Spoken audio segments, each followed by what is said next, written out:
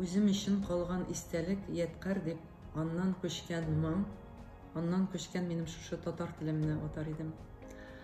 Чөнки әнинең менә бүгенгедәген җырлаган мөнәҗәтләрен, сөйләгән бәйтләрен мин әле бүгендәген беләм.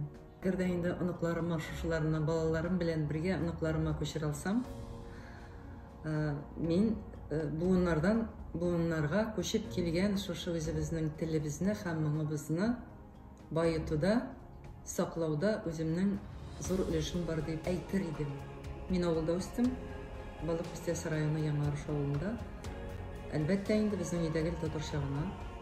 Чөнки татар авылы, балалар бакчасы да татар телендә, мәктәбебез дә һәм инде әлбәттә өйдәге татарча гына сөйләшәм. Кызым һәм улым икесе дә татар мөхитендә тәрбияләнеп үстеләр.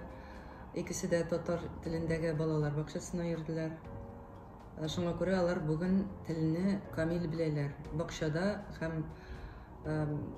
Бакчада йөрүдән генә түгел, без өйдә һәрвакыт үзебез татар телендә аралаштык. Шуңа күрә дә балалар икесе дә татар телен яхшы белеп үстеләр. Хәзер дә шулай. Менә оныкларга татар телен бирәсе килү йөзеннән без хәзер үзебездә бәйрәмнәрдә, ял көннәрендә җыелгач татарча викториналар ясыйбыз. Моны мин бик кызык дип кабул итәм, алар аны үзләре дә яраталар.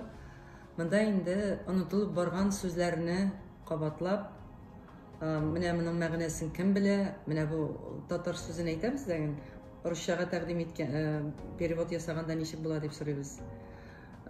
Оныклар, оныгым менә Искәндәр 6 яшьлек, күбрәк тәген белә.